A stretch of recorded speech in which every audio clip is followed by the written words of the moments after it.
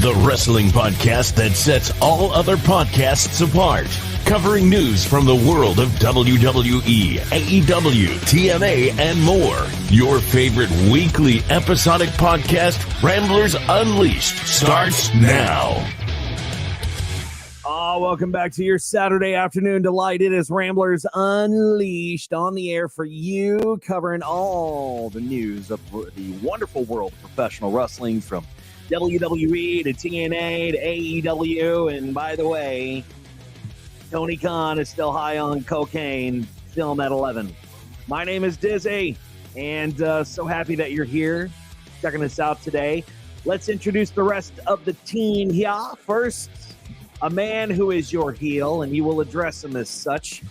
The only heel that matters, the heel that gets the job done, whatever that may be. The heel that ECW tried to garner his expert opinion, but was too extreme for Paul.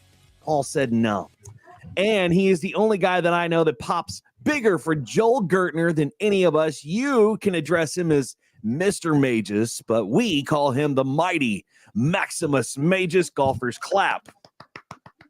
I'm so happy to be here to shine my light upon the rest of you.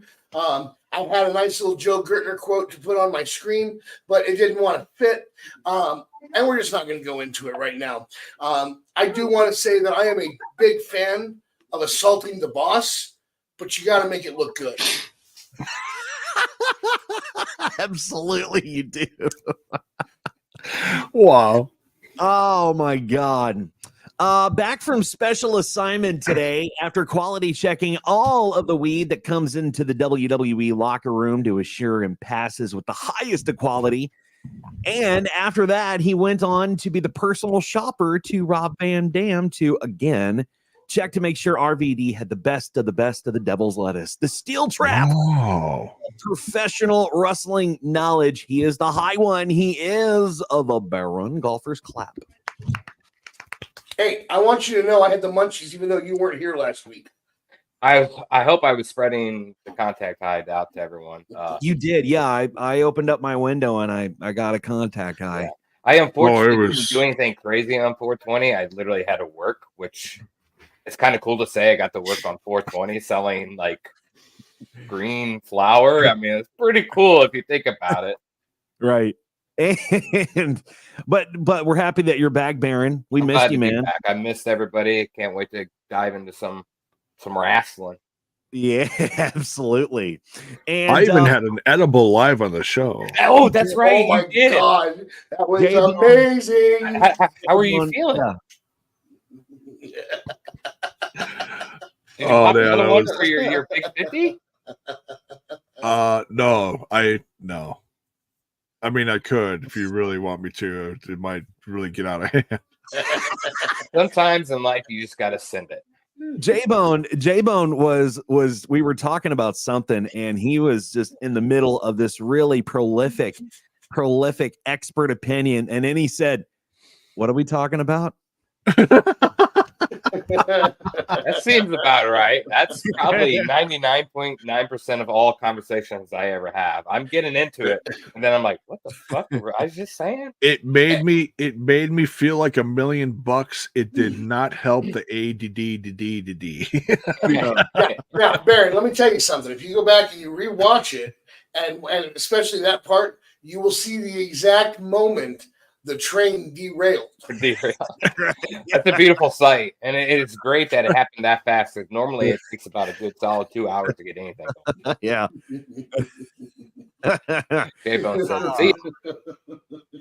Well, let's introduce the man of the hour. Finally, a man who just celebrated a birthday, and from all of us here at Ramblers Unleashed, and from all of us Ramblers, we all have a very special message for you, J-Bone. Are you ready, sir? All right, here we go. It's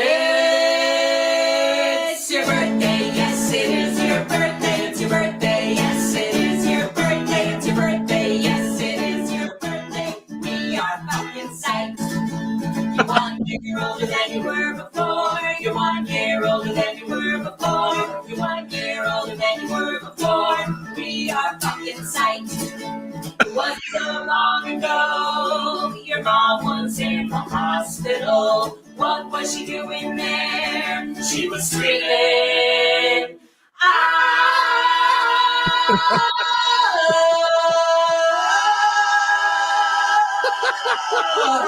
Wow. It's your birthday, yes, it is your birthday, it's your birthday, yes, it is your birthday, it's your birthday, yes, it is your birthday. We are fucking psyched. We are fucking psyched. We are fucking psyched. Hey, happy birthday to the Bone Man, J Bone. Happy birthday, Bone Man. Yes, sir. And he I is. I tried to arrange a stripper for your birthday, but he didn't remember me from when we interviewed him and told me to fuck off. Well, without J-Bone, this show wouldn't exist. And without his miss, we wouldn't be on here to ramble for you, the host of Smash This podcast and total nonstop impact with the latest TNA reviews on YouTube over any other podcast. Ladies and gentlemen, he is the birthday boy. He is the great and infamous J-Bone. Golfers clap. J-Bone, did you do anything guys special for your birthday, man? I actually did. Well, it was Thursday, so Thursday night is when we do the Total Nonstop Impact show. Yeah.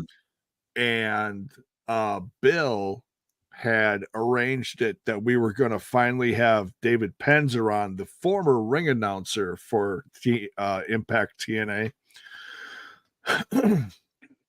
And it was really cool because even though he's not with the company anymore, he still, jumps in our comment section almost every show and, does some goofy shit. We love him. We like to call him.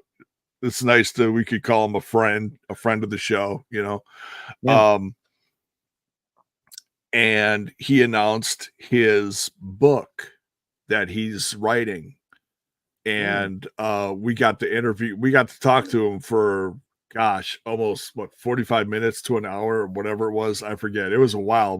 He's like, I just want to be on for like 5-10 minutes. It's like, no, dude, it's like, if you want to stay and tell some stories, man, you are more than welcome. So absolutely, we got him to tell some stories, and it was really freaking cool. We also showed footage of the end of Final Resolution that was never aired from TNA. They gave the footage to David Penzer. They never aired it, and they're like, yeah, you can you can post it on social media, you can do whatever you want. So he's not tech savvy.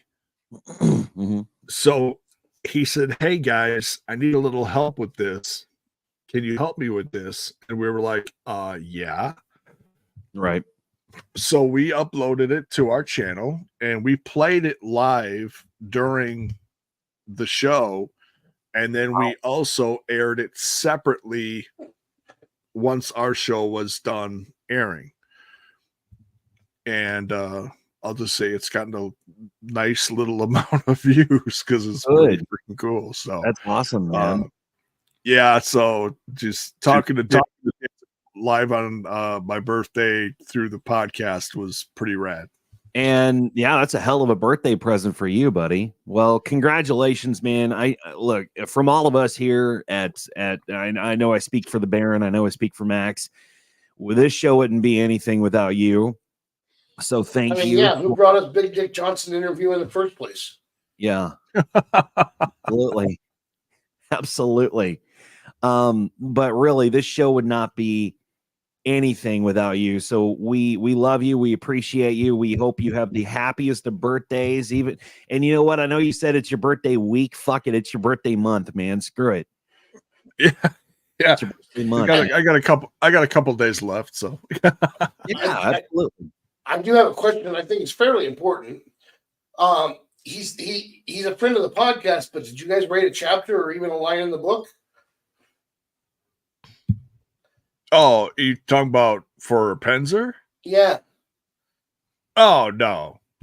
See, he's actually writing a few books. This first book that he wrote on was him growing up and how he got into the wrestling business and his career from the beginning of WCW to the final episode of WCW.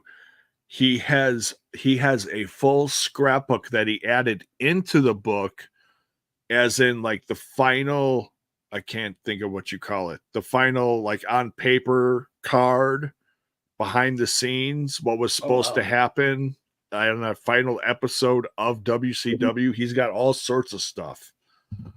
So, he was talking about that and some other things, but no, so we're not in the book. This is all stories from years past. Is he going to send you an autographed copy of his book? I don't think so, but man. we love him, so we're probably all just gonna buy a copy. There you go. Look, there you go. I may check this one out, but had you and STP or T and I been given a chapter or even something in the book, I'd be walking away from the podcast now to go get it. Yeah. I don't have it. No. Well, no, but go listen to the interview because he was telling some stories on there. Yeah. And I think one of them was a little piece of the book, just a little, it's like you got to give them something, Yeah. When does the book drop officially? You can go on the site now and order it. There's davidpenzerbook.com, I believe, and then you can look it up on Amazon as well. Maybe we can get them on this show. Maybe, possibly. Maybe. Yeah. We'll talk about it. There's another something cool happening here in Southern Illinois. One of my good friends, excuse me. His name is Dalton. He works at the Granada Theater, which is a really, really cool theater here in Mount Vernon, Illinois. And he's had some really amazing music acts that have come through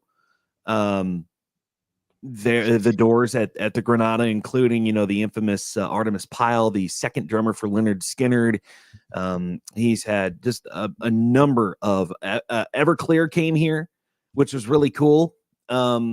So he's had a number of different, musicians come through the doors, and he's trying to expand and do different things over at the Granada Theater. But one thing that he told me that he is in the talks about bringing some professional wrestling to the Granada Theater. And I am so excited. I don't know if I'm allowed to share all the details, but it's going to be really good. It's going to be really good. And if he gives me the okay to talk about it, I can talk about it right here. But until then, I just wanted to, make sure everybody knew that we might have a pretty big announcement coming. If all the details come to fruition, we'll have a pretty big announcement, and we might score an interview on this show. So just be listening. Tremendous. Absolutely. Be listening, be tuned in to the channel, subscribe, hit the bell. And also you can follow us on social media too. Facebook. You can follow us at Ramblers Unleashed, X at The Ramblers Pod, and to keep up with the show that way. But really just hit the subscribe button, hit the bell button, hit the bell icon. So when we go live, when we're going live. With that being said, I think it's time to get into some wrestling news. What do you guys think? Hell yeah. Yeah. And first and foremost, the draft was last night on SmackDown. I missed it, which sucks, but we do have the results here. Did anybody watch the draft live? I watched the majority. I felt like I kind of fell asleep in between somewhere. I don't remember what hour it was, but somewhere I dozed off, but I did catch most of it. Max, I know you said you were catching up on the draft on replay too. I made it through 3 of the 4 rounds from SmackDown. Yeah. And I got to say, I'm a little disappointed because most of what they've shown so far is, oh, we're going to keep this guy. We're going to keep this wrestler. Not a lot of changes have been made. And the point of the draft is to shape things up. Right. And I'm not seeing much of that. Right. Well, it definitely was different from years past. I mean, because champions were safe. The champions are not going anywhere. I think the most exciting part of it was, who's getting drafted to SmackDown and or Raw from NXT, and we got that in the first round, so that was kind of cool. Ended up being the main event of the whole damn show. Yeah. Yeah, I just don't understand like the drafting pool. Like they have a group of individuals for night 1, and then they have another group of individuals for night 2. You know what I'm saying? Like, yeah, I don't quite understand why they were doing that. I thought they could to be fair, all in. It wasn't all individuals on SmackDown. In round 3, Solo, Tama, and Paul Heyman all went as one group. Yeah. Which I don't know. I mean, the draft is usually fun, but if you guys are saying that, there really weren't much shakeups, then it's kind of pointless. But let's go down the rounds here from WWE.com. From to SmackDown, we have Bianca Belair. Jey Uso will go to Raw. Carmelo Hayes will go to SmackDown, and Raw has Seth freaking Rollins. That's round 1. So in round 1, the only difference that was made was they made it official that Carmelo is now on the main roster. Everything else is the same as it was on Monday. It's the same as it was last week. Right. Yeah. For round 2, SmackDown has Randy Orton. Raw has Braun Breaker. That's SmackDown. Big. Yeah, big, because he was a SmackDown guy. Yeah, he just signed that contract a couple months ago. Yeah, he did. Yeah. So now he'll be on Raw. SmackDown has Nia Jax, and now Liv Morgan is on Raw from round 2. So really, the 2 surprises here: Braun has been snatched up by Raw, even though he literally just signed with SmackDown, and Nia's not really been back that long, and she's moving to SmackDown. But everything else from this round, no change. Right. For round 3, SmackDown, they chose LA Knight. Yeah. Raw has Ricochet. SmackDown now has the Bloodline, which is Solo Sikoa, Tama Tonga, and Paul Heyman. And Raw has Sheamus. The only difference here is that Roman made himself ineligible for the draft. So as near as I can tell, he is still on SmackDown with the Bloodline. Okay. So we'll have to see what happens there when Roman comes back. And finally, for round 4, SmackDown chose AJ Styles. Raw chose the Alpha Academy. Andrade is going to SmackDown, and Kiana James will go to Raw. And who is Kiana James? Refresh me. She's from NXT. She's getting called up, and she's been doing some. I'm not privy on all the stuff happening on NXT, but yeah, she has been in some significant storylines lately as far as rivalries and whatever. So as far as faces I recognize, yeah, she's one of the more memorable ones. Definitely. Yeah. Okay. She's good. Yeah. She had the little rival with Becky Lynch in NXT. You remember when Becky Lynch went back there for a little bit of time? Yeah, she's really good. Yeah. Oh, okay, there she is. Yeah, I just sent you a picture. Max just sent a picture. Okay. And some others announced on social media on Friday night. The SmackDown chose the OC, Baron Corbin, and Cedric Alexander, and Ashanti the Adonis. Raw shows Shayna. What? No, the underlying joke behind the podcast is a reverence for the band Nickelback. Oh God, yes. Whether we love it or hate it, and it's brought up at least once a day in our conversations, like just briefly at least, because it's just goofy. And you were like, you shared the photograph. Instantly in my head went, look at this photograph. And I was like, oh, hell no. God damn it, Max. Oh, see, I thought you were talking about my exchange with Courtney. Courtney said that we need to get Downstate on the show. And I replied Downstate and Nickelback, and she said, yes, Max. Yeah, that was the start of it. And then you shared the picture, and I said, look at this photograph. Continue. And Raw chose Shayna Baszler, Zoe Stark, Alba Fire, and Isla Dawn. Not sure how to pronounce that. And Ivar too.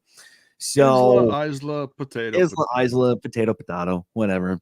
But there you go. That is the first round of the drafts for WWE. There's more Monday night, right?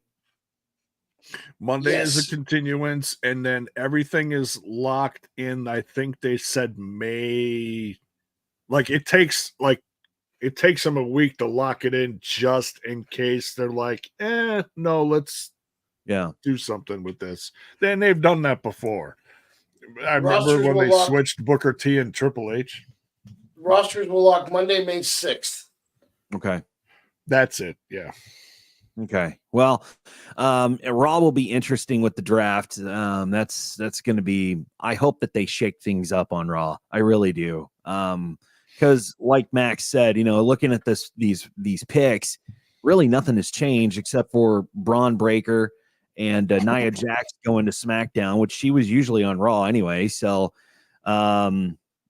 LA Knight was always on SmackDown. Ricochet's always been on Raw. Sheamus has always been on Raw. I thought the Bloodline had always been on SmackDown. Alpha Academy had always been on Raw. AJ Styles was a SmackDown guy. Andrade was a Raw guy. Now he's a SmackDown guy. So that's changed. So really, nothing that I'm going off of memory. Jey Uso was always on Raw. Bianca Belair, I think she debuted on SmackDown. Seth freaking Rollins has always been a Raw guy. So, I don't, like I said, Max hit the nail on the head, man. Nothing really has changed. So I really hope that they shake things up on Raw Monday night, going into the next draft picks. I think what happened is the way they used to do it is they only announced the people that were moving from one show to the other. Now, this year, they're making sure they announce, hey, we're doing this like a real draft. Yeah, I already have Orton contracted to me, but I'm announcing that I'm keeping him contracted to me. But the problem is it makes for a boring draft when you do that.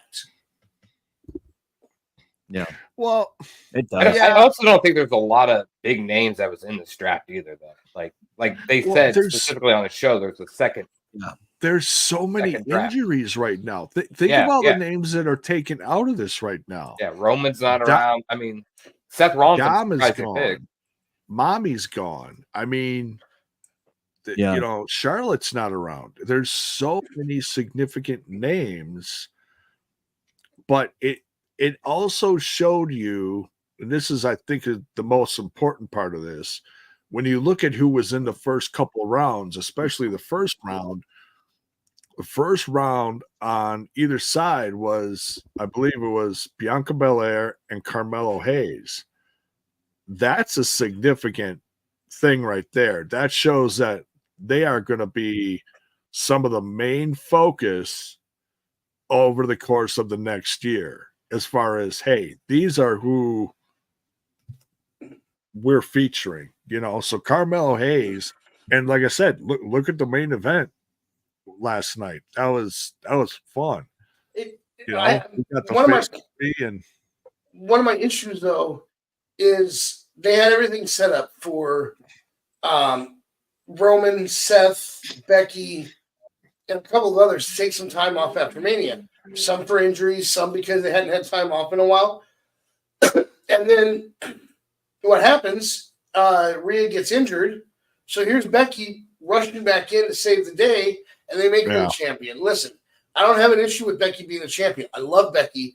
She does a great job when she has the belt, but you had so many other people in that battle royal that you could have easily put the belt on. Yeah, Chelsea Green is amazing. Liv Morgan has been champion before. Shayna Baszler, Zoe Stark. I mean, you have some good people that could have carried the belt, but you put it back on someone tried and true who deserved her time off. I just think that was the wrong route to go. Yeah. Yeah, I hear you. Yeah, I agree. After that. We'll have if it's someone. Go ahead, Dizzy. Oh, well, I was just gonna say, I'm really hoping that they do shake this up on Raw on Monday night. They have to, because a lot of people said, "Oh, the draft was boring. It was boring, and nothing really changed as we just talked about." So, I just hope that they shake things up. Go ahead, J-Bone. Oh, it's just with whatever you were going to say. I was just gonna say, when you got names that were like in the draft, like farther down the line, like some of the other ladies, if they haven't been champ before, now I'm drawing a blank. Who's the one that's been taken with Shayna Baszler? Zoe Stark. Yeah. Thank you. Zoe Stark. Okay, so for example, Zoe Stark, she's been doing good, but and she would have been a great one to make champ too, but I think they want to build some of these other girls up a little bit before they just, oh, by the way, Zoe Stark's your new champ, because I think some of these faces are a little more new than others. But yeah, and I think the other thing is, if you look at what's going on rivalry wise, people are really honed in on Cody versus AJ. People are really curious about all this bloodline stuff, the drama, Paul Heyman losing his mind. Some of that stuff took away from, some of the excitement of the draft. So I think once the draft is over on Monday night, and they're going to promote Backlash more, which is next weekend. Can't wait for that. That's going to be that's going to be early in the day, like when we're going to be live, actually. So we might have to change our air time. We might, because that's going to be on noon our time, I believe. It's starting 1 Eastern, noon Central. Okay. So that is going to be very telling what comes out of that, because that's going to be like the really big kickoff to this new era. Like once the draft is done, right? Yeah. Is Fatu going to show up? All this stuff. Well, yeah. There's I've heard rumblings about them holding off on Fatu for some reason. They are deciding to hold on debuting Fatu. Because they're trying to get a story, they're trying to build the story why Fatu is there, and that's good. That's good because it builds character and it's building the suspense. It's like, oh God, when is he coming? Who else is going to debut in the bloodline? So that's going to be, it'll be down the road, but he will. But for now, he's going to stay where he's at. I think he's an MLW, right? No, he's a free agent. Is he a free agent now? Okay. He's still doing some indies with his cousin, but right now I think he's getting ready to. Yeah. Okay. Well, the running joke here on the show, in case you missed it, when J-Bone said, "Look at this photograph." is the fact that for some strange reason or another, people think that I am a big fan of Nickelback, which is a fucking lie.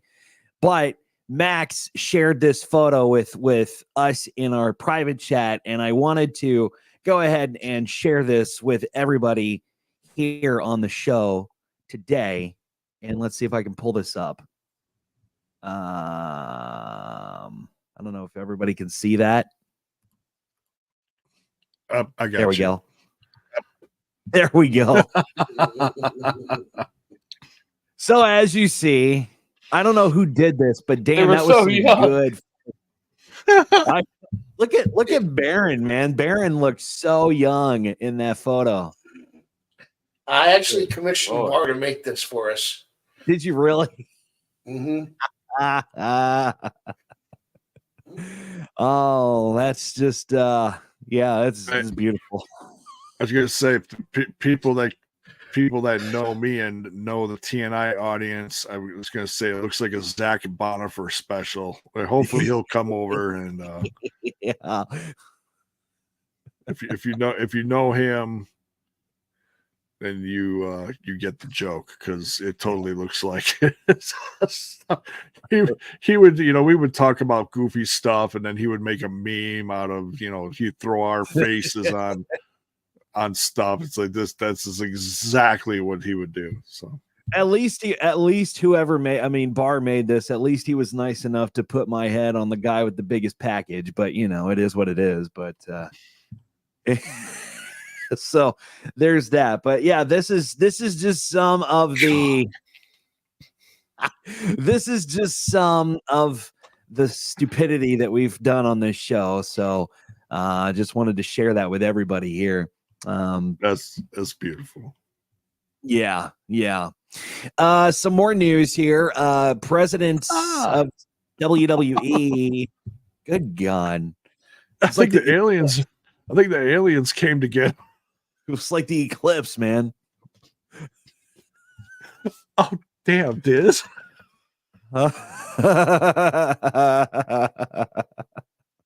Jiminy Christmas. Anyway, WWE President Nick Khan made shocking news. He's registered his over 200,000 shares of TKO stock for share, including restricted stock units. TKO's filing indicates that Khan holds about just over 50,000 shares, with the remaining over 180,000 shares consisting of Class A common stock issuable upon conversion of a portion of restricted stock units held by him, which do not vest within 60 days of the filing date. So what this tells me is that I think Nick is on his way out the door, because Nick is a Vince guy. They are pushing further and further away from Vince McMahon, and which is good. He's we're starting to see everybody just be pushed out of WWE that was any way, shape, or form associated with Vince. I don't know if you guys saw this on WrestleMania when Nick Khan was out there and in the crowd and talking to Cody. He did not look very, I don't know, happy. He didn't look thrilled. He didn't look pleased. I don't know if that was just me overreading things, but that was his happy face. That was his happy face. Yeah. I don't know. Oh, excuse me. Big picture wise, if you think back, Vince brought him in because he is such a good businessman, Mm-hmm. and Vince brought him in to procure these deals to get that deal, that TV deal with SmackDown, which was like the biggest deal ever at the time, I believe it was. To get, the biggest deal they could possibly do for Raw, to get NXT on TV, all these things to get the Peacock deal, all these things happening to really get the name out there. And I wouldn't be bragging about that Peacock deal. I don't care how much they got paid. That's the worst platform, the worst interface I've ever fucking seen, and I cannot stand Peacock. I wish they would go back to the network or something. God, that pisses I me hear off. you. I hear you. And I'm sure that's going to change in the future. It might go back to its own website someday. I mean, it still is overseas, so. Oh, that's true. But that's what. So maybe he's thinking. This is pure speculation, folks. This is just pure speculation. I don't know shit about stocks, but if he's selling his stocks and between he and Vince, just help the company do all this stuff going into the next year between NXT going to CW, between the Netflix deal, which is massive. It's the biggest deal like ever. Yeah. All these things. And it's like, maybe since he's done all this stuff for the company now, he's like, well, what else is there to do? So he's got his stocks. He could trade them in. He's already a multimillionaire. Sure. Well, I mean, what do you normally do when the stocks for something are high? You normally sell. You get the most potential money out of the deal. But I think it's been announced he's still going to stay as president and everything. But also, kind of like they're talking in the chat, Courtney and Keith both are like, and I said this as well in our group chat, like, it's Triple H next type of deal, because I feel like this is starting to trickle down a little faster than we thought it was going to, and people are getting out of, like, that's a lot of shares to sell. That's all your shares. I don't think, as long as The Rock is on the board of directors, I don't think Triple H is going to go anywhere. I think Triple H is safe as long as he's doing amazing things for the product right now. We're seeing the product higher than what we've ever seen it before. Yeah. Even when Vince McMahon was around, Triple H is just doing some really, really creative and innovative things as far as moving out of the PG era. That's huge. Oh, he's doing fantastic things. But the problem is, it doesn't matter how well he's doing if the TKO is trying to separate themselves away from the whole entire McMahon story type. And I think that's what's happening. I think with The Rock on board, though, I think Trips is safe. Honestly, I think he's safe. How many shares does The Rock hold with TKO? Does he hold a lot, or? I think he does hold quite a few. I wouldn't be surprised if he got a bunch of Vince McMahon shares and like it's holding on to it for him or something. Yeah. Crazy. Well, he was gifted several billion shares, I believe. Okay. Yeah, I wonder where he got those from. And some other things going on in our group chat too. You guys have to remember that, the big deal with Netflix, Raw's going to Netflix 2025.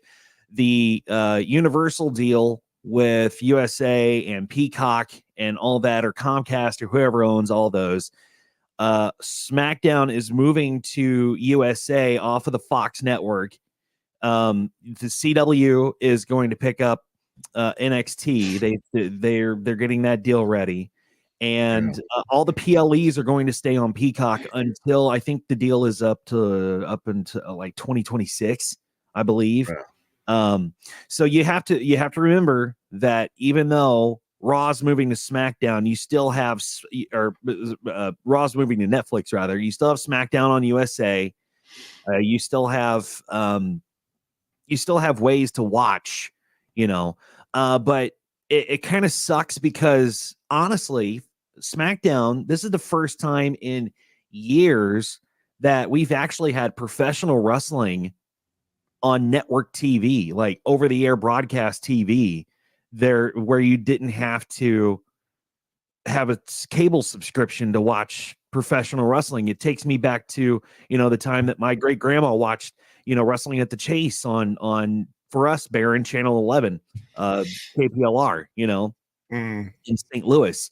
And it was really neat to see, SmackDown back on Fox TV, where everybody could pick it up on an over-the-air antenna, where cord cutting is the big thing now. Everybody's trying to save money, and the majority of people who had satellite have taken down their satellite, and they've subscribed to services like Fubo or Hulu, but they've also added a TV antenna to the top of their house.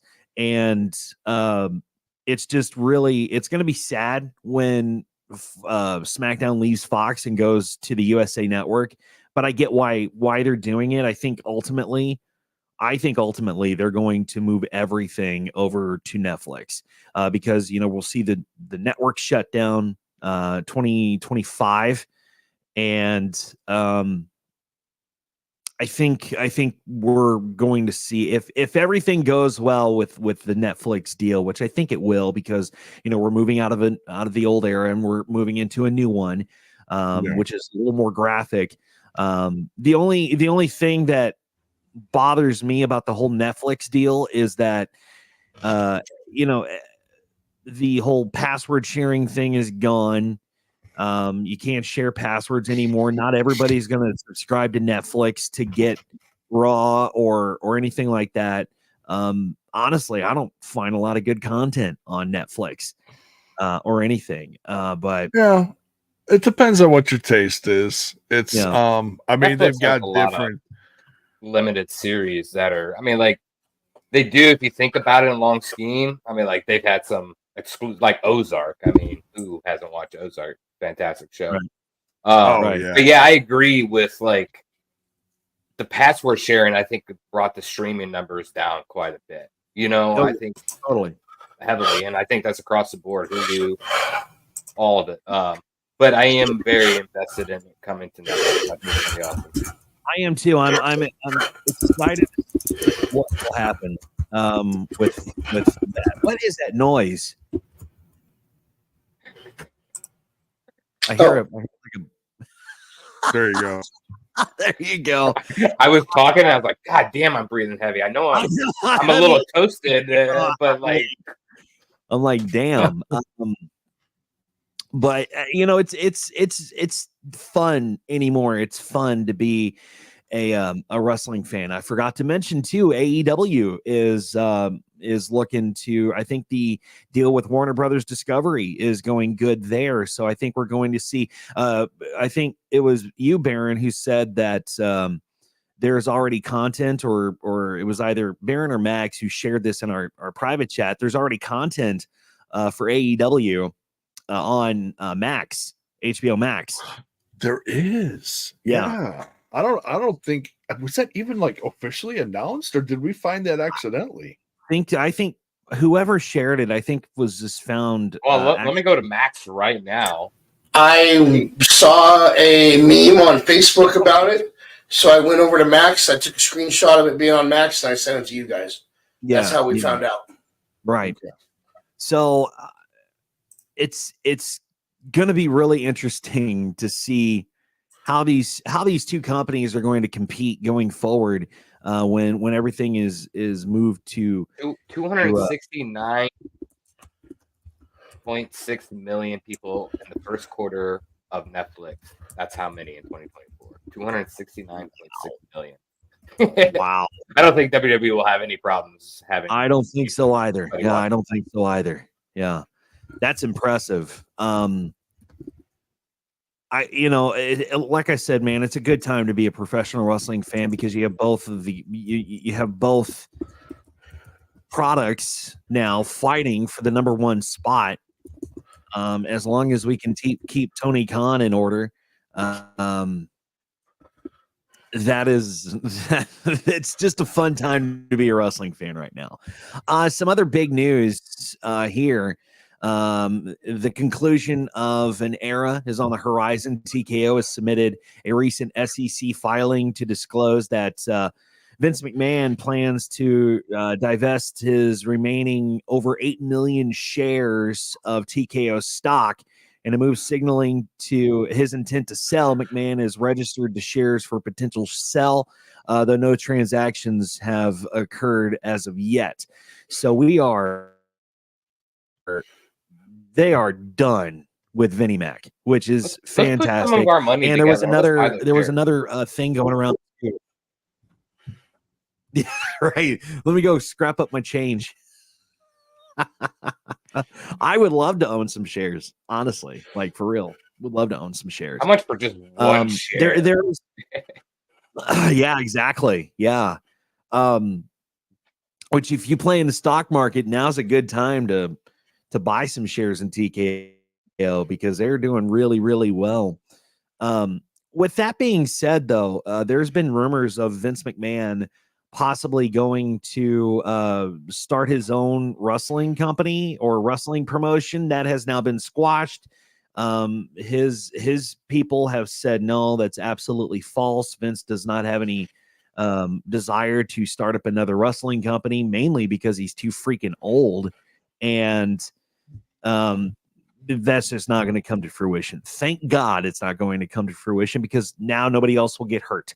So that's a big plus. It's a big positive in that. Or are they just telling us that? I don't think he's too old. No, I agree that he's too old. I agree that he's too old. You know, but are they just telling us that so that we'll stop speculating, and that way he can surprise us when it happens? I don't think so. I don't think so. There's not enough value in wrestling for you to upstart a brand new company, in my opinion. Especially, how old is he? Like, I think Vince, he's in his 80s, right? Yeah.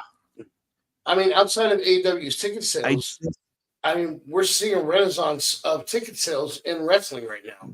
You could probably start another company, and there would be some people out there that'd be like, "Oh, Vince McMahon's involved. I'll go see this." But then there's going to be a lot of us that are like, "Oh, Vince is involved. Do not sign that contract. Do not go to work for that man." Yeah.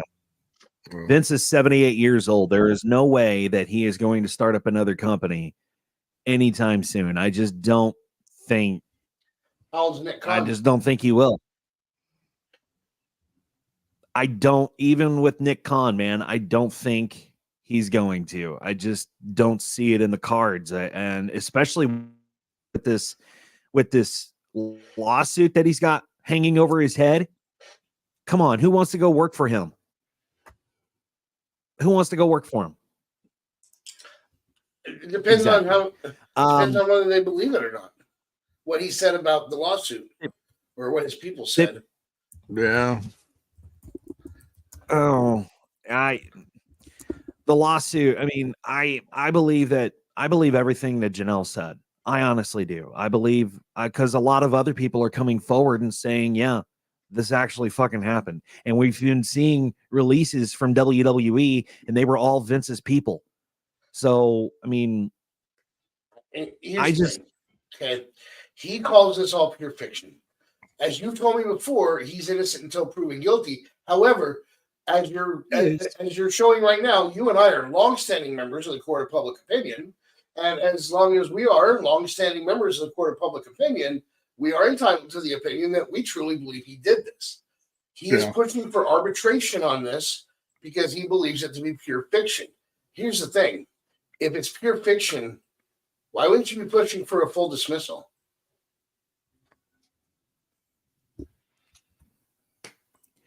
I don't know. We'll just have to wait and see. Everything here, just to clarify, is our opinion, and it sucks that we even have to talk about this, and I want to see. He is innocent until proven guilty, but if he is guilty, I want to see the victims get some sort of retribution. I really do. I don't want Vince to walk scot-free if he did this, but with all the other people leaving, all of Vince's guys leaving, there were a lot of people who left, and there were big names in the pro wrestling world when it came to WWE that are now gone from the company. And it's just that is just, to me, solid evidence that, okay, I think this is all true. I think this is all true. So, but again, we'll have to see how everything plays out. I know that Vince McMahon released a statement from his people regarding this whole lawsuit. You can go find it on Google, because we're not going to talk about it. I don't feel the need to talk about what he said. That I do want to address what Keith just said. Yes. I don't think Triple H and Shawn are about to go anywhere. And the reason for this, we were just discussing this yesterday in the Ramblers chat. Triple H has improved the quality of programming so much that they took his recommendation and promoted Shawn Michaels to head of talent relations. The Rock is on the board, and I think as long as The Rock still supports Triple H, the rest of the board isn't even going to consider the possibility of getting rid of Triple H and Shawn Michaels. Yes, they may have been directly tied to Vince in one form or another, but I think they also showed that they were separate from Vince, and they were outside of that circle that was involved in all of his shenanigans. So I think Triple H and Shawn Michaels will be with the WWE for quite a while. Yeah, and this story leads perfectly into what we were talking about. The WWE has evidently transitioned into a brand new era, demonstrating major changes in the product that has garnered huge tractions and numbers like we've never seen before under the leadership of Triple H. Since the game officially took over the reins, the product has seen a lot of switches, one of them being the occasional use of swearing, which Triple H has addressed as well in promos like, with The Rock, Cody Rhodes, Paul Heyman, and that. These interviews and promos are seen as the symbolic end of the PG era in wrestling, and changes to TV programming are still under consideration. No firm decisions have been made yet, but we're slowly seeing the death of the PG era. Thank God, because it was so rough to watch. I did not watch professional wrestling for a long time because the PG era made me sick. It was just so stupid. It was so shtick. It really took me back to the whole gimmicky 80s world of professional wrestling with the gobbledygooker, and it was not a fun product to watch. I think what Triple H is doing is he's moving mountains. We brought the blood back. Exactly. Yeah, the blood's KO was a crimson mask last week. Oof. Yeah, that was the second time, and someone said that was like the second time in a month that they had like blood on TV. It was like, whew. As long as it's not every single show, right? I could deal with it. But like AEW. Oh yeah, don't get me started on that. But yeah, they don't have to pull a Moxley. God knows I love Moxley, but yeah. The problem is that what we were dealing with up till now was a ban on blood. And if you bled by accident, or even if it was a real accident, and they thought you did it on purpose, you got fined for it. I'm glad we're back in an era where, we can tell our story with blood occasionally. And in this case, with the Kevin Owens thing, it actually fit, because what happened? Started with Tama Tonga ramming his car into KO's. Mm-hmm. And then they fought their way through the back. And I mean, it was just like when Steve Austin got hit by a car, but we didn't actually have to see the accident this time. Yeah. I am so in love with this new product. I like the way that they're doing things. We hadn't seen, during the PG era, we didn't get a lot of backstage stuff. Like, nobody took it to the backstage, or fights, like street fights. They didn't take it backstage. They didn't have a lot of backstage segments. And now we're seeing a lot of that. Hell, we're even seeing stuff in the gorilla position. So it's weird though, because if you notice, anytime the camera gets into the gorilla position, it quickly pans away. It's like we don't mean to get Triple H. Let's turn over this way real quick. Have you noticed that? Yeah, I've noticed that. I think that I mean, they don't want to give all their secrets away, especially, I don't know if you guys watched AEW. I think it was a couple weeks ago before Dynasty. They went and they did the whole gorilla position thing too. And Tony Khan had his stupid little headset on and he was behind the monitors and the EVPs were behind him. And you just don't need to show that on TV because nobody gives a shit. Nobody cares. Well, it would have been one thing if you didn't have the EVPs right there behind him. You still want to keep kayfabe up, and even though at that point the EVPs hadn't had their shitty looking attack on TV, you still should keep a level of kayfabe up. You know what I mean? Yeah. Well, let's talk about some AEW news. First and foremost, congratulations to Swerve Strickland winning the AEW Heavyweight Championship title on Dynasty against Samoa Joe.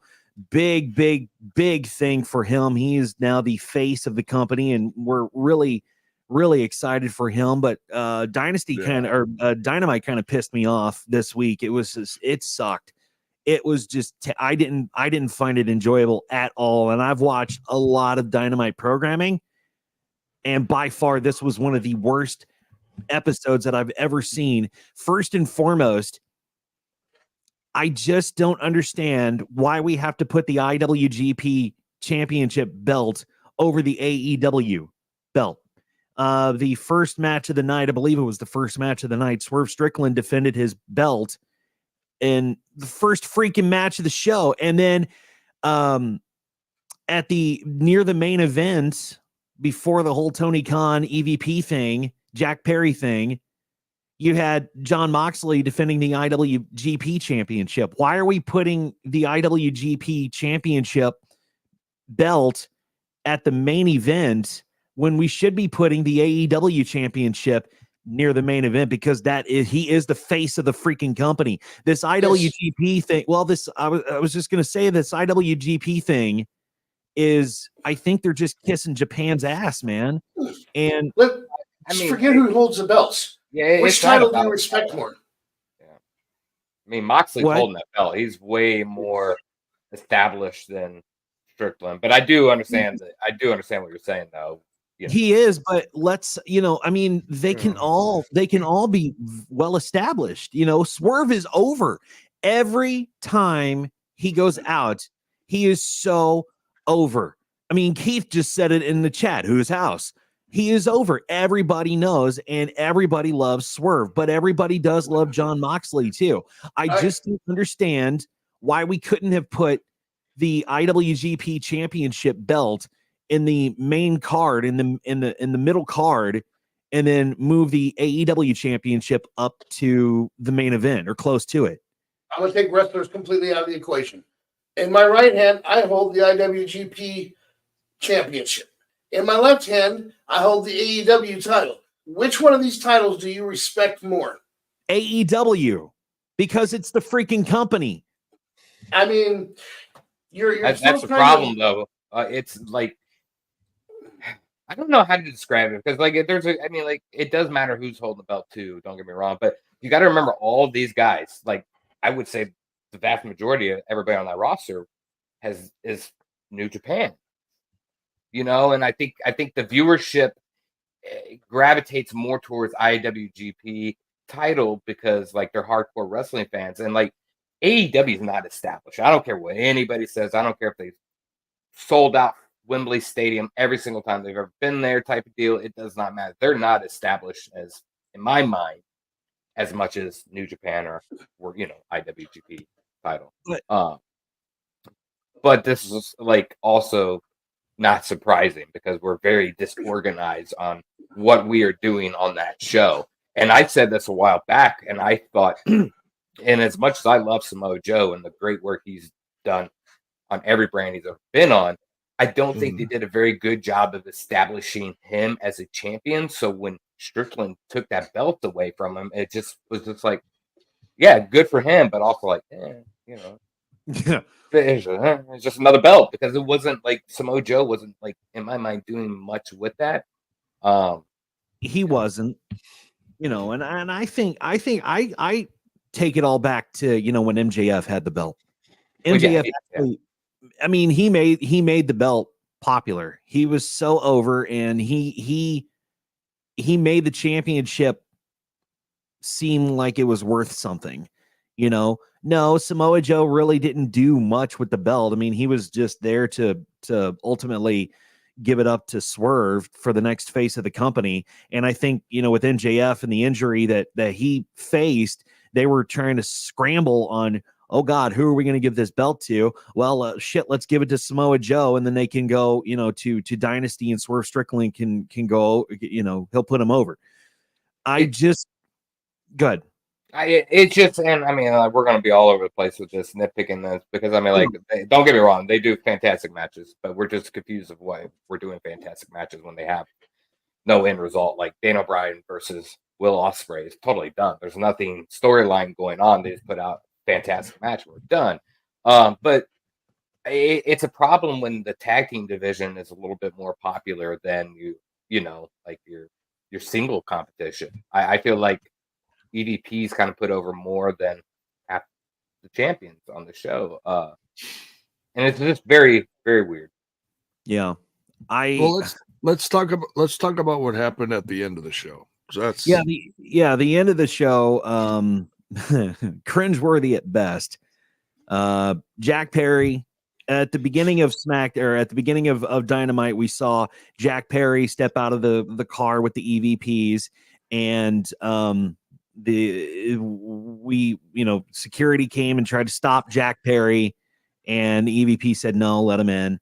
So we were in the middle of a match, and there was a video on the bottom of the screen that showed the EVPs with Jack Perry walking to Tony Khan's office, knocking on the door, and then just walking in during the match. So that completely overshadowed whatever was going on in the ring. And then we get to the end of the show, the main event, and we have Jack Perry come out. Tony Schiavone introduced Jack Perry. Jack Perry comes out and invites Tony Khan into the ring. Jack Perry then says, AEW is trend setting the world of professional wrestling, and this and that and that and this. And he says, I want you to reinstate me. Tony Khan says, yes, I'll reinstate you. They shake hands, they hug, and Jack Perry raises his hand to the crowd, and then he turns on him, hits him in the gut with a microphone. And I don't know if you guys saw this when Perry hit Tony Khan with the microphone. Tony Khan went right down, and then all of a sudden he's Well, I think Keith said it perfect in the chat. He told it like he got shot. He did. Yeah, it looked like he took a bullet to the stomach. I'm like, it's like it was, it's like it was a taser or something. Yeah. Dude, like him. I mean, he felt like a sack of wet cement, man. Well, and I pointed this out to Rowdy on the phone last night.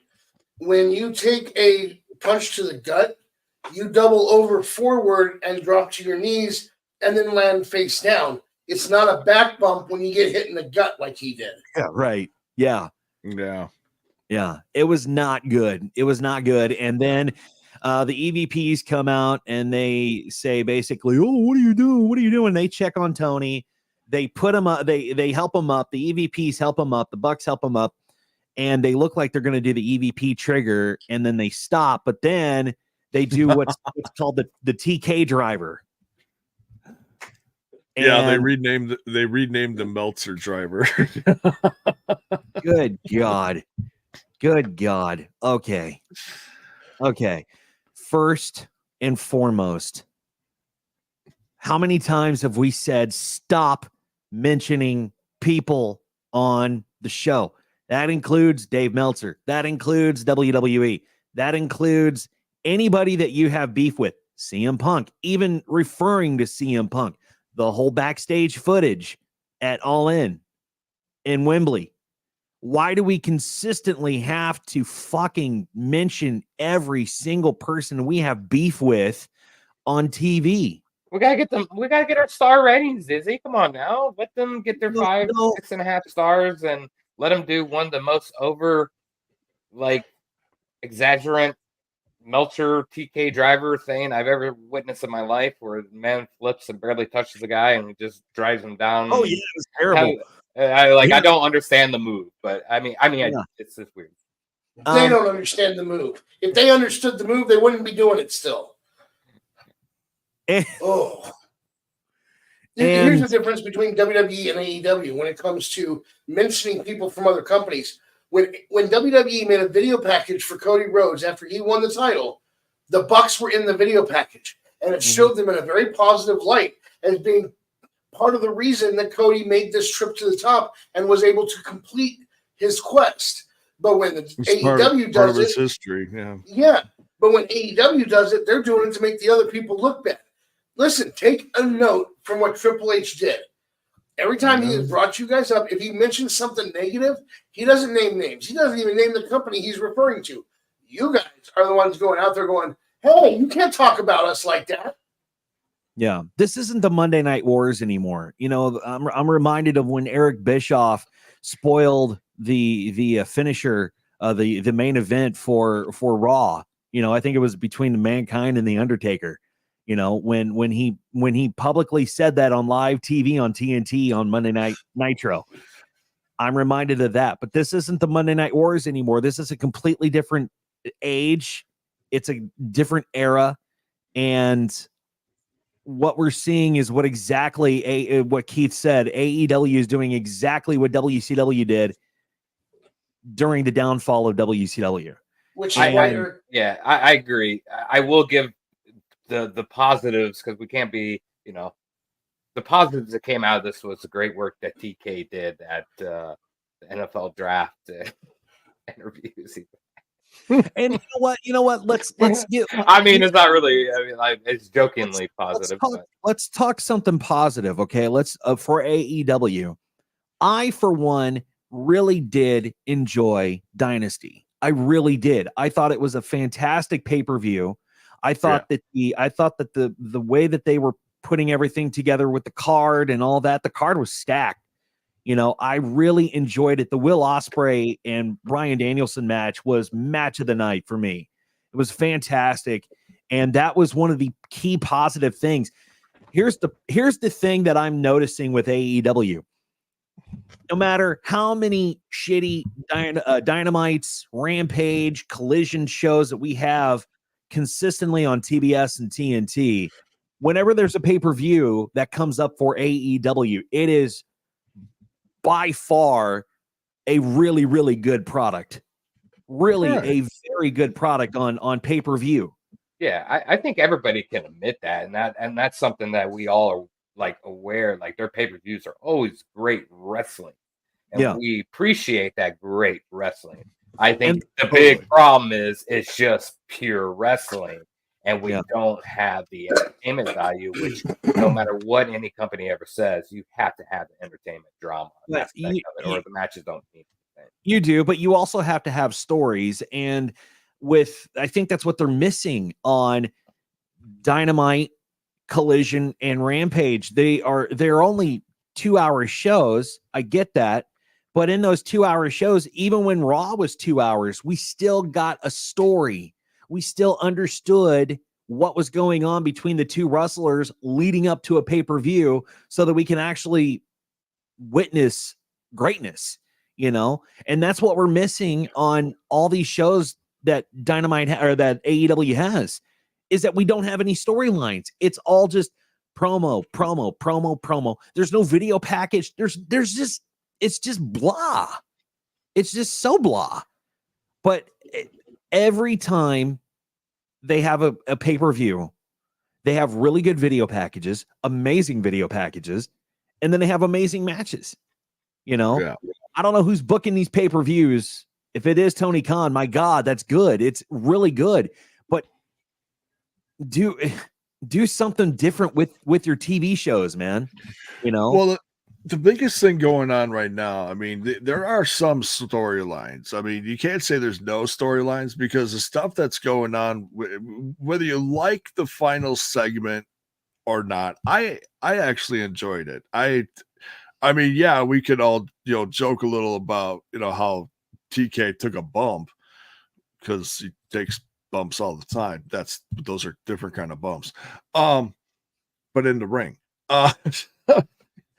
But it's like, okay, so what's going on? We got the scapegoat. Jack Perry. You know, Okada's with him. The EVPs are changing the company.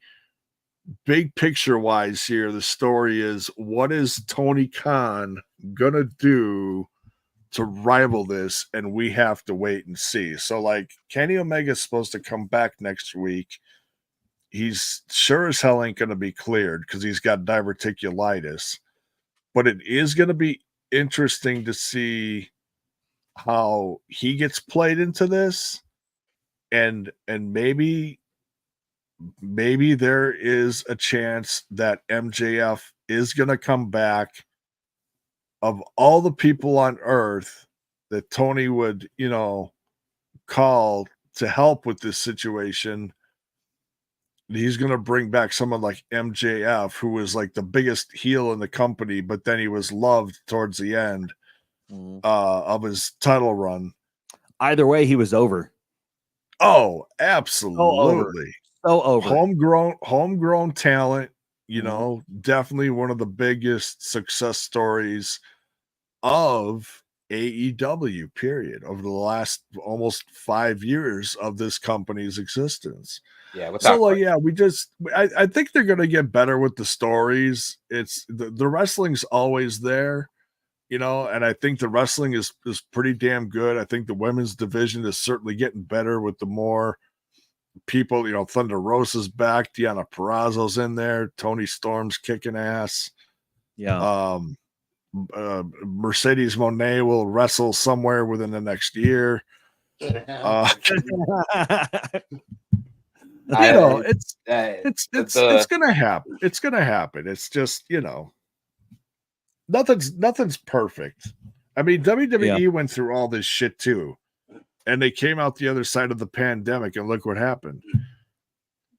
You know, Roman Reigns became one of the biggest things on God's green earth. And those storylines turned into what everybody's been talking about, his 1,000 whatever plus day title reign, you know? Right. So I have two things real quick. First off, I just realized something that while we were talking, WWE has been taking shots at AEW this entire time, and we just didn't realize it. So let's think about something for a second. You're taking loss after loss after loss, and what are you doing? You're blaming everybody but yourself. In fact, you're blaming CM Punk for the losses you're taking. You're blaming this person for the losses you're taking. What does that sound like to you? Yeah, that's a good point. It's a really good point. So Drew McIntyre is what they're using to make fun of AEW right now. No. On the subject, that's interesting. I never thought of it that way. Yeah, that's a good point. They're doing it so subtly that it only hit me now while we were talking. That's valid. Now, we're talking about storylines and how AEWs are weak. That's funny because I've never heard anyone else say that. That's a great point, Max. No. I mean, every time Sheamus pointed it out, he's like, what does that make you if you're blaming everybody but yourself for your mistakes? Mm-hmm. Yeah. So that means AEW is a coward. So we're talking about storylines and the difference between WWE and AEW with their storylines. And I remembered something my buddy Eric Angel posted concerning the Thunder Rosa Tony Storm thing. And I wanted to share this with you. When people say AEW has no storytelling for their matches, here's an example of what most of us are talking about. I'll use Tony Storm versus Thunder Rosa. In WWE, they would have told you for weeks the meaning behind Thunder Rosa's face paint, why she wears it, what it means to her, etc. There would have been vignettes produced showing Thunder Rosa relinquishing the women's championship, spliced in with clips of her training and physical therapy sessions on her road to recovery. Meanwhile, they'd also show how dominant of a champion Tony Storm has been since Thunder left. Then they would have done the whole Tony wiping off the face paint and Thunder retaliating with the lipstick, so that on a pay-per-view, when Thunder Rosa took off the mask to reveal she wasn't wearing the face paint, she would have gotten a pop from the fans. In AEW, all we got was a 2-week build of Tony wiping off Thunder's face paint, Thunder retaliating the following week with the lipstick, and Deonna Purrazzo and Mariah May forced into the story, which at the pay-per-view resulted in Thunder Rosa getting absolutely no reaction to the mask removal, and the supposed top women's heel getting cheered and the supposed top women's heel getting cheered even more because no reason was given to the fans to even remotely cheer for the babyface other than she's a good wrestler. Both companies tell stories, but there is a big difference between War and Peace and Dr. Seuss. Yeah, that's a good point. That's good. That's Very yeah. well written. Yeah. Very Yeah. well written. Yeah, and it's very true too. Very, very true. Yeah, and I don't know what AEW is modeling themselves after. I think they're modeling themselves after Japan, which I don't think Japan, like New Japan Pro, I don't think they have many storylines. They just go out and they wrestle, and whatever happens. So I just hope that they can model and the thing is, we talked about it on this show too. AEW has so many talented and well-respected people in professional wrestling working backstage. Utilize them. Use them. They have so many talented and well-respected people backstage and in the ring, and yet they are not consistent with ticket sales. They're not consistent with ratings. What is going on? If you put this big of a talent pool together and you cannot make your shit succeed, maybe the problem is you, Tony Khan, and your Coke habit. Well, I tell you, with that, they're a Pepsi. They're not a Coke company. They're a Pepsi company. Remember? I don't even think they're the Dollar General with that being sodas. said, with that being said, the NFL just had their draft, and of course, we all know Tony Khan I believe his dad is the owner of the Jacksonville Jaguars, and Tony Khan made a appearance on the 2024 NFL draft broadcast.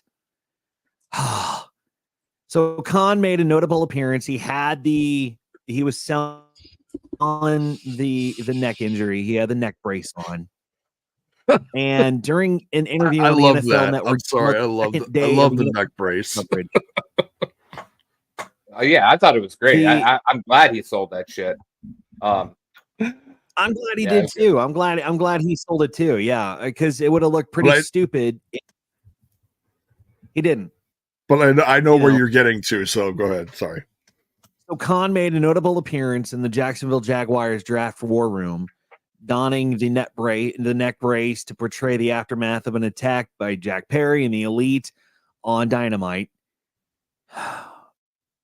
And during an interview on the NFL Network to promote the second day of NFL draft coverage, Khan drew attention with his comparison of WWE to Harvey Weinstein.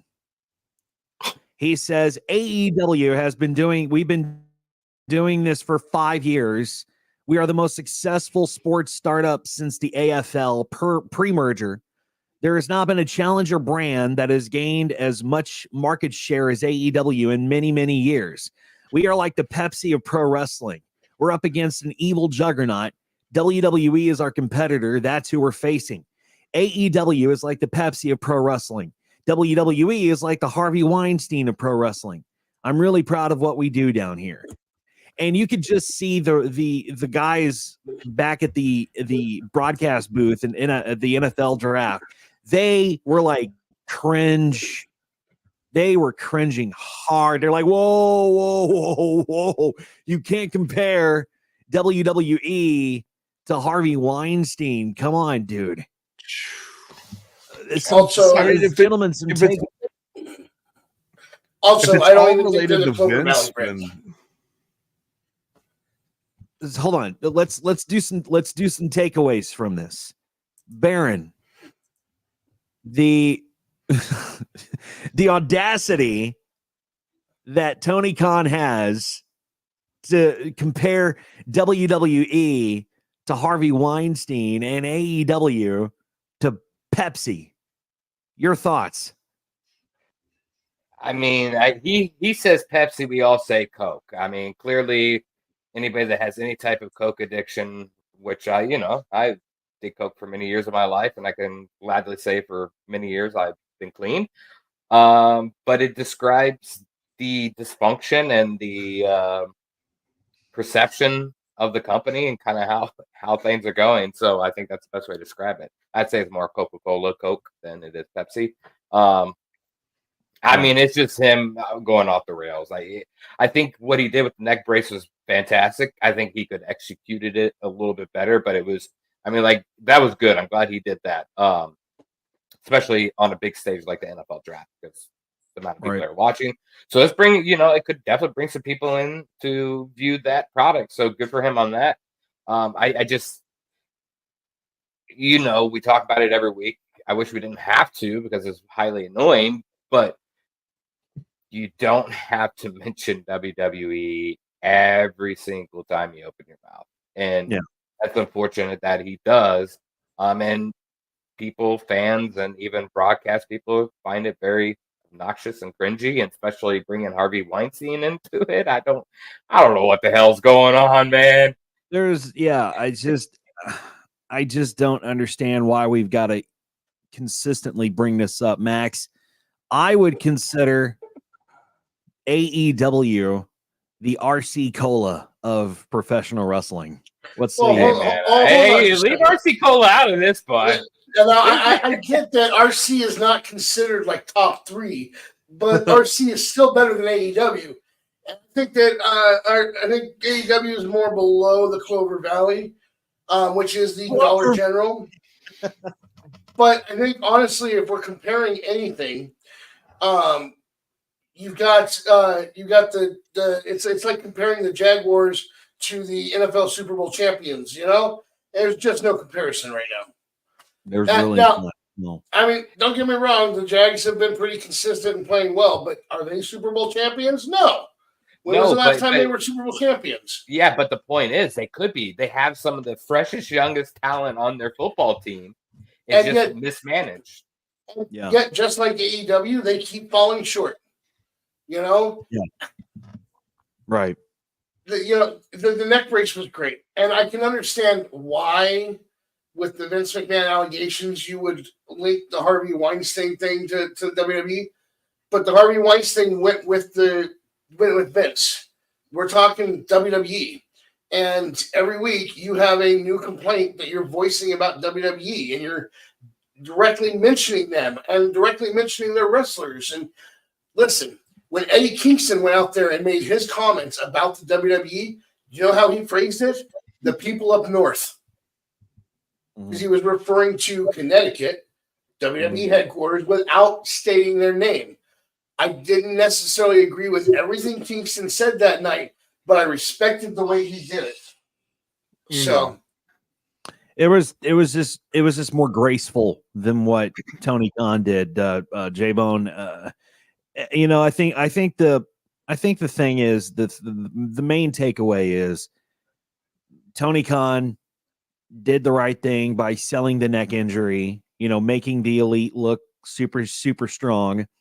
I just don't understand again why we have to keep doing this, why we have to keep putting our, mentioning other companies and making ourselves look like we're the bigger and better company and we're the innocent people here. We're just against this massive juggernaut, known as WWE, and Triple H, big bad wolf, and he's coming to huff and puff and blow our house down. Just take a note from what Ospreay even did in a recent interview, and he straight up apologized. About talking shit about Trips. That was at the press conference for Dynamite. That's right. Yeah, sorry. He did say that. And he was visibly upset for other reasons too, with the whole injury to Danielson. Yeah. And which everything was like, and now I'm hearing that Brian Danielson is not even injured. He was just selling. So, but that's besides the point. Right. But it's, sell the injury. We can now, have a giggle about, how TK took a bump. I think the storyline is great. I think Jack Perry coming back, turning on the boss. I'm all for that kind of storyline. It's classic. It's been done before, yeah, but it's a new, different take on it. You know, I saw someone online compare it to kind of NWO-ish. I dig that. I love the NWO. Do I think it's that big? No, but you can certainly compare it to it, you know. It's like, okay, they're doing something to the company. They're taking over. They're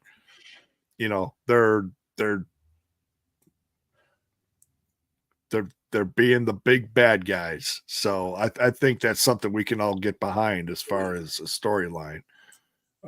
I'm curious to see what's going to happen here. Yeah.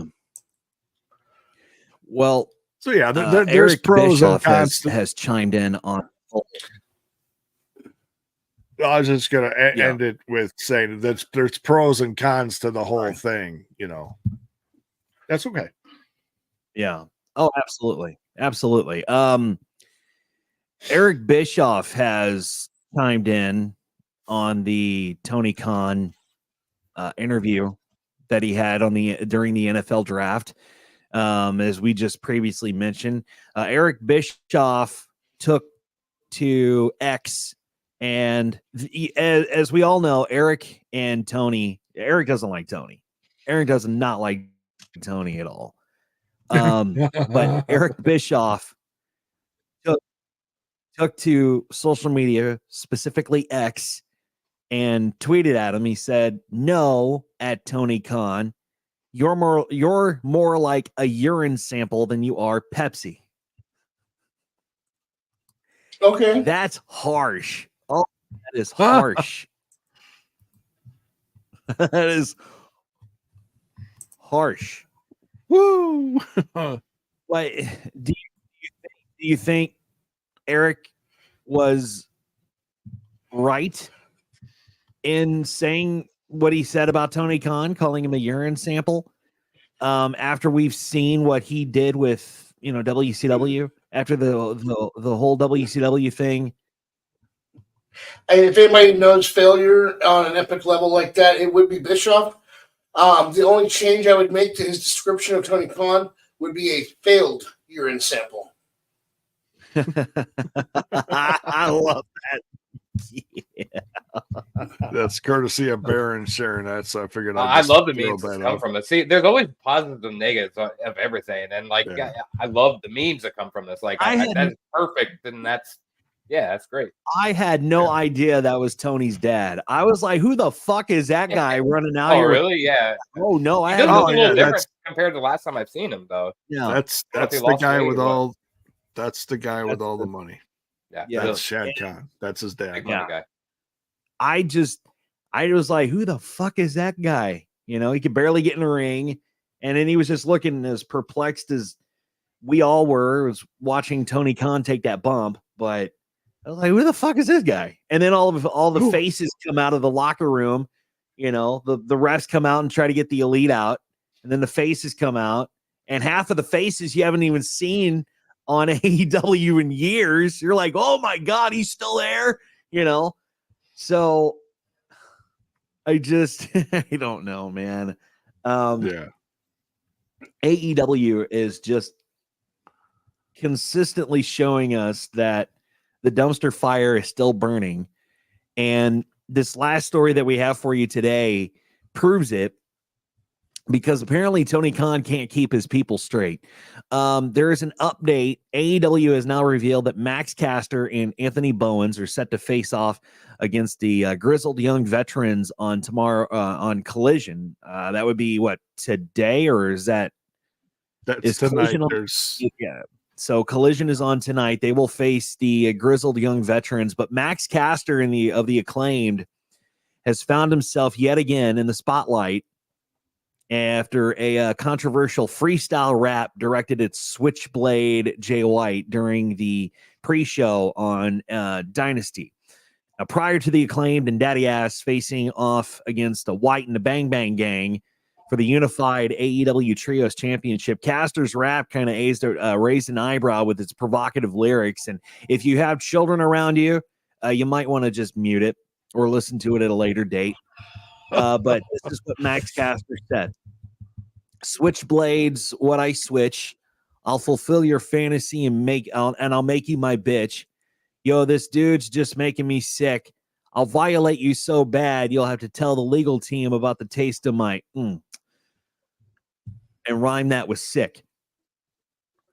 Now, here we go again, mentioning stuff that doesn't really need to be mentioned. The Vince McMahon thing. I just don't know why we have to consistently watch this shit. And St. Louis, the crowd was in St. Louis reacted. They were shocked. They were like, what the, and it's not just the WWE reference to like, a court thing happening. It's obscene. It is obscene. Yeah, absolutely. He could have, what he could have done and should have done is, if you're going to make a reference like that, do what, it's the first thing that comes to mind is like what John Cena used to do during the was that the Ruthless Aggression era, back in the mid 2000s, right? He's like, and you guys can all suck my, and then hold the mic up, and the whole crowd goes, right. So that's one way to do it, to get away with it. But then, the whole thing that he said was so cringe. It's like, bro, come on, man. It's once again, he took it too far. And now he's suspended, and rightfully so. He needs to be. And I'm glad that AEW is doing that, and they're taking some action against Caster to say, hey, man, but this is not the first time that he's done this. Don't they don't they run down what they're going to say on the mic to someone before going out there? I mean, I know a lot of times you go off the script, but like something like that, I would think, especially if you've had multiple warnings already of, hey, you need to watch what you're saying. They might help them out along the way, and but clearly, nobody's managing there. So to clarify, he's not suspended, as he does have a match tonight with the young veterans. Yes. He may actually be suspended. My guess is Collision was already filmed. Oh yeah, so so that would make sense. Oh yeah, that's why they're making it clear. Hey, he still has this match, but he is suspended. Yeah, because it was pre-recorded. We've seen him get in trouble for his raps before. In fact, what did Tony Khan say after he got in trouble the first time? I will be reviewing every one of his raps before he does them, and I will be editing every elevation going forward, or dark, or whatever it was. It's not the first time, but this time I'm hearing rumors that he is actually trying to get himself released from the company.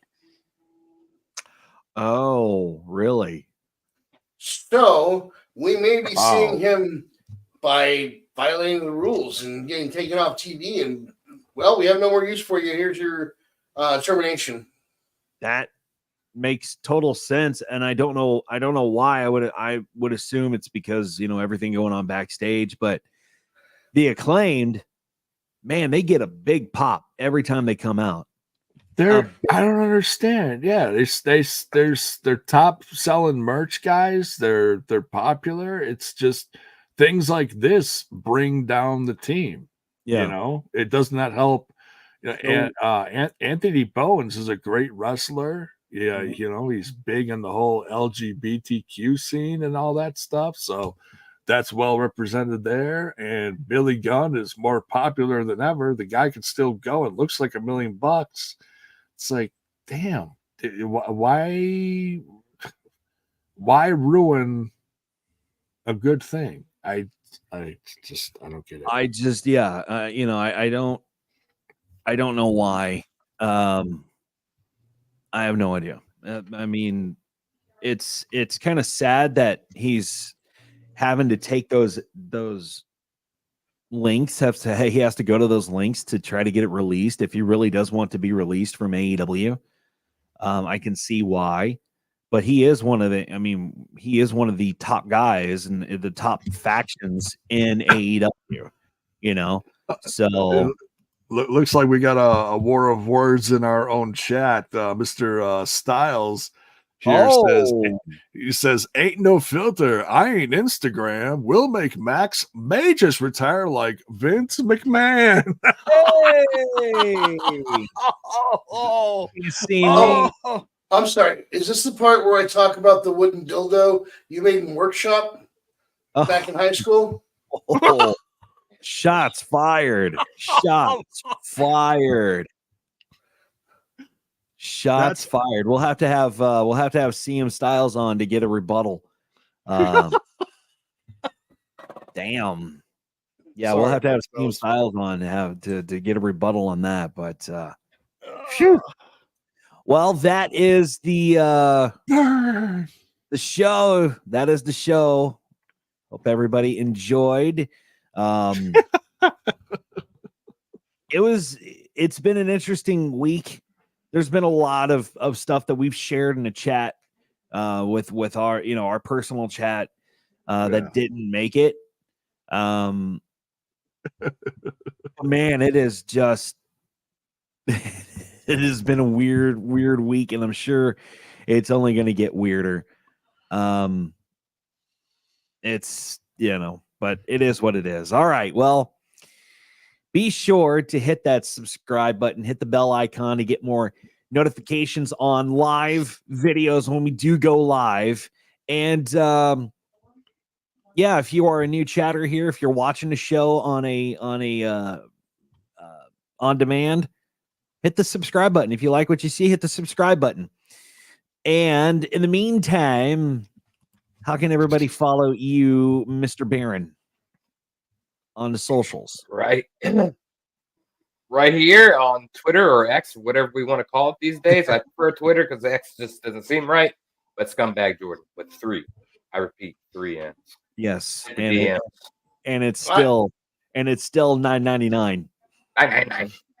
I made sure your social still got given out last week, even though you weren't here. Hey, thank you. I appreciate that. I know my follower list went down, but right. Speaking of followers, Max, how can they follow you? You can find me at Max Magus. You can find my nerd podcast at Our Shots Podcast.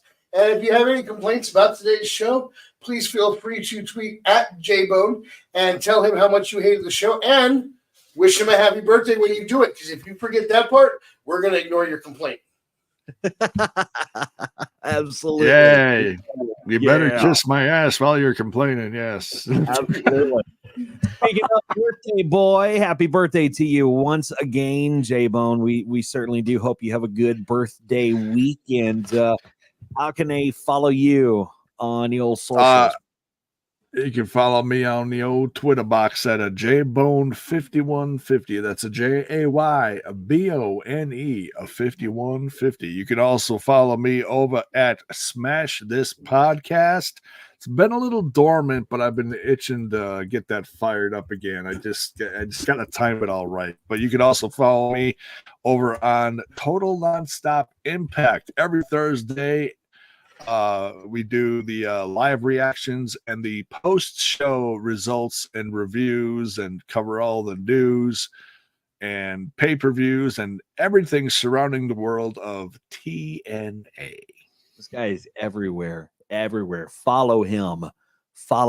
And you can follow us on Facebook, Ramblers Unleashed. You can also find us on X at The Ramblers Pod, and hit the subscribe button. Hit the bell icon for more live videos and get notifications on live videos when we do post stuff. And hope you have a good rest of your weekend. Enjoy professional wrestling, no matter what's going on in the world of professional wrestling. Just enjoy it, and we'll talk to you soon. Take care. Yeah, don't be a stan. Enjoy it. Yeah. Don't be a what? Don't be a stan. Thanks for tuning in to Ramblers Unleashed. Follow the show on social media, subscribe to our YouTube channel, and click the bell icon for notifications of upcoming episodes. Thanks for tuning in to